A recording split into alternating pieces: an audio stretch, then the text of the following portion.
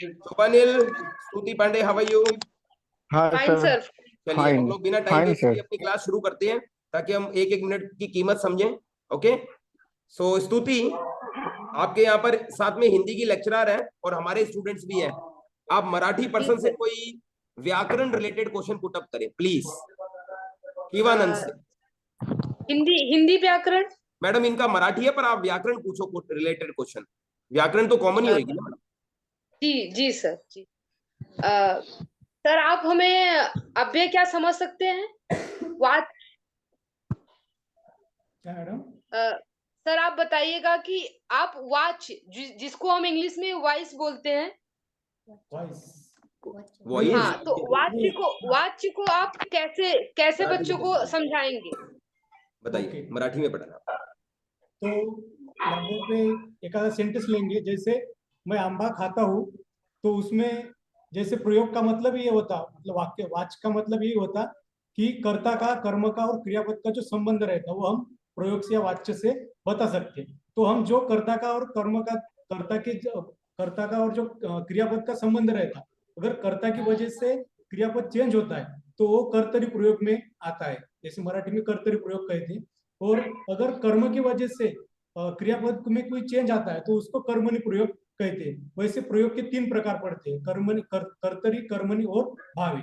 मतलब भावी प्रयोग में कर्ता से या कर्म से कोई भी क्रियापद पे चेंज नहीं होता, उसको भावी प्रयोग कहते हैं। तो एक आधा सेंटेंस लेंगे मैडम और उससे रिलेटेड करके स्टूडेंट को समझाएंगे। बहुत बढ़िया, बहुत। कोई एग्जांपल मराठी में बोल के दिखाओ वॉइस का, बताइए। जैसे कर्मणि प्रयोग का मी खेलतो, जैसे मैं खेलूंगा, ये जो कर्मणि प्रयोग का, इसमें कर्म सॉरी इसमें जो अकर्मक कर्तरी प्रयोग का एग्जाम्पल है। अकर्मक मीन्स उसमें कर्म नहीं आता है। तो मी खेलतो ऐसा अगर बोलेंगे मैं खेलूंगा, तो उसमें मैं की चेंज होकर मैं खेलूंगी, जैसे मैं का चेंज हुआ मैं, सॉरी अगर उसका लिंक चेंज कर दिया मैं का, मतलब सॉरी। तो अच्छा, आप ये बस बताइएगा कि जैसे अगर मैंने बोला आम खाया जाता है तो इसमें कौन सा प्रयोग होगा? कर्तरी, कर्मण या मैं आम भावी? खाता हूँ, उसमें सकर्मक कर्तरी प्रयोग होगा मैडम। नहीं, आम खाया जाता है। आम खाया जाता है, इसमें आम खाया जाता है भावे प्रयोग, राइट मैडम? नहीं, कर्मण प्रयोग। कर्मणि प्रयोग। हाँ, हाँ हाँ मैडम। क्योंकि इसमें कर्म को मतलब प्रायोरिटी चेंज दी किया गई है जाए कि तो फिर क्रियापद बदलता है। हाँ। Okay, thank you madam.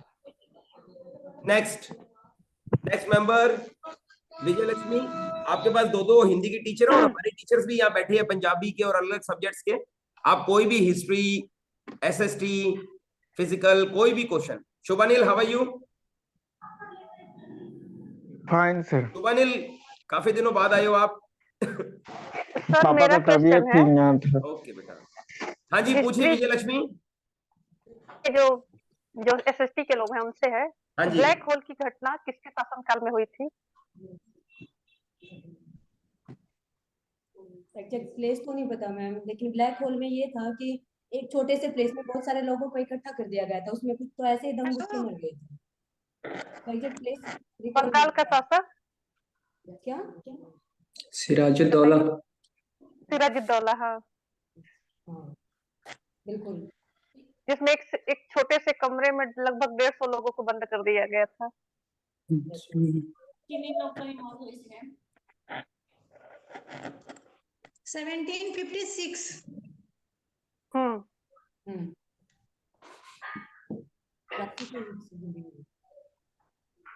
एक ज्योग्राफी का क्वेश्चन पुट अप करें आप लोग। आप पूछेंगे। सबसे कम वर्षा कहाँ होती है मैडम? शुभनिल, आप भी बता सकते हैं चाहे तो। हाँ मैम बोलिए और एक बार।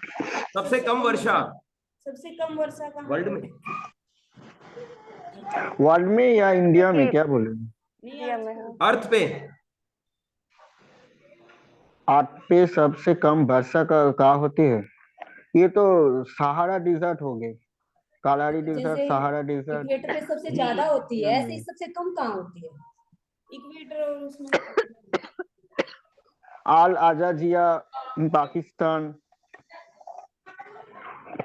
जहाँ पर टेम्परेचर ज्यादा होता है। पोल्स पे होती है सर, पोल्स पे सबसे कम होती है। बस ओके हाँ पोल्स में। Alka, any question?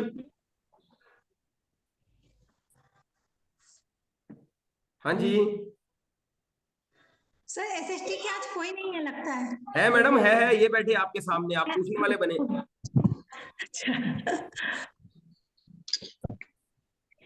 राष्ट्रपति के जो है ना, राष्ट्रपति शासन जो लगाया जाता है उसके बारे में बताइएगा। तीन तरह से लगता है मैम। नहीं, राष्ट्रपति शासन पूछ रहे हैं। हो जाए या फिर किसी भी हमारे कंट्री पे बाहर से कोई आक्रमण हो जाए, या फिर जो देश का राष्ट्रपति है वो अच्छे से शासन चला ना पा रहा हो। देश का राष्ट्रपति अच्छे से शासन नहीं चला, राष्ट्रपति को शासन शासन कैसे? नहीं मैम, राष्ट्रपति शासन तो राज्य में लगता है, किसी राज्य तीन में। तरह से होती है, दो बता चुकी, तीसरी रिमाइंड नहीं है। आप बता रहे हो मैम 352 जो सेंट्रल का होता है, 356 आर्टिकल्स जो स्टेट का राष्ट्रपति होता है, और 360 इकोनॉमिक इमरजेंसी है। यस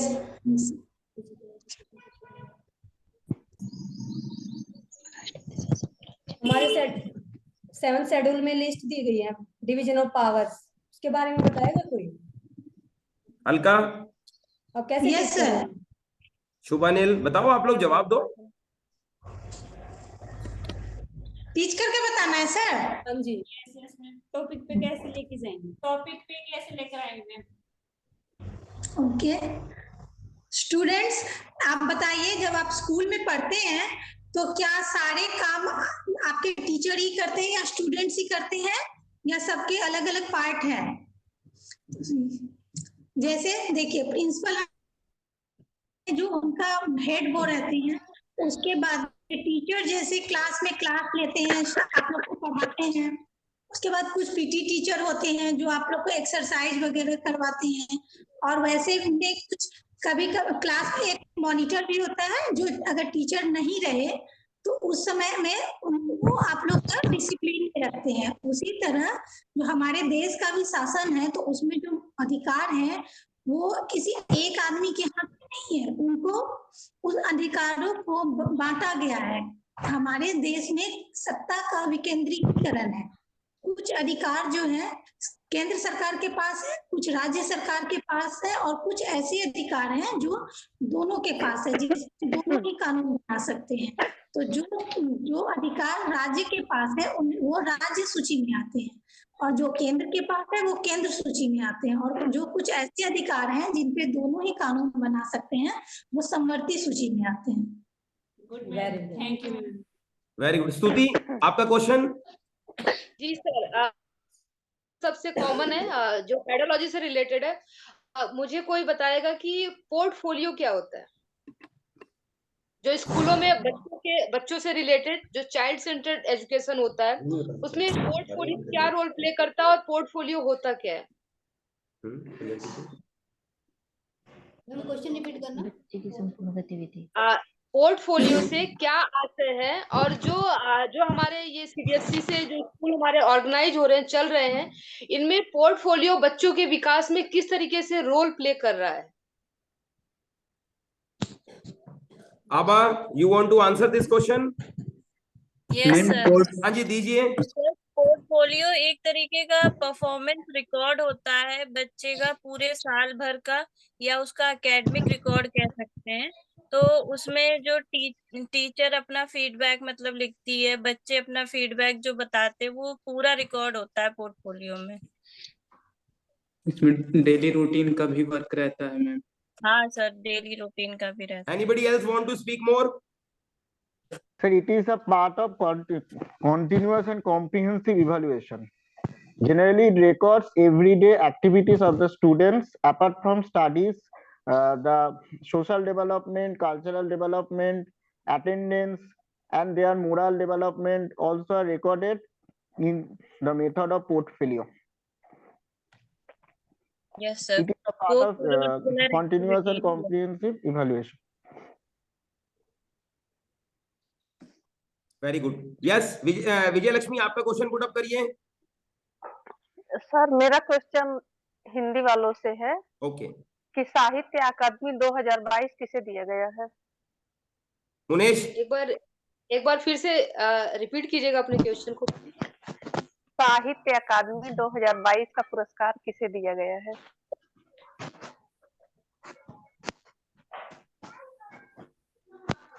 पता नहीं। यस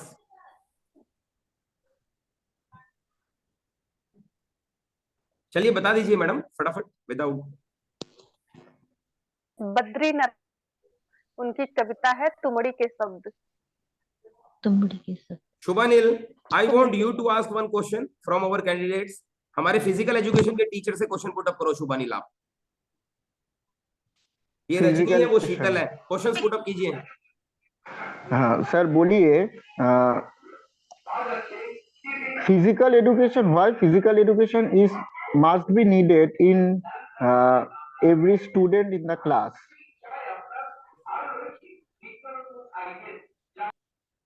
सो आपका क्वेश्चन ये है कि why physical education is needed. Physical education क्या का प्रयोजनीयता क्या है स्टूडेंट के लिए? फिजिकल एजुकेशन का प्रयोजनीयता क्या है? वो तो पढ़ने के लिए जाता है, लेकिन उसका फिजिकल डेवलपमेंट में वहाँ पर वो प्ले कैसा करता है? जो फिजिकल एजुकेशन का टीचर का रोल क्या है? रोल क्या है फिजिकल एजुकेशन टीचर का, बताइए आप लोग।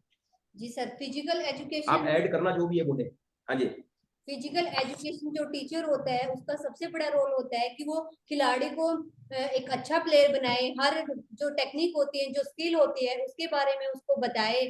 और जो बच्चा नहीं खेल पा रहा है, जिसका रुझान नहीं है, उसका रुझान भी खेल के प्रति लेके आए। ये फिजिकल एजुकेशन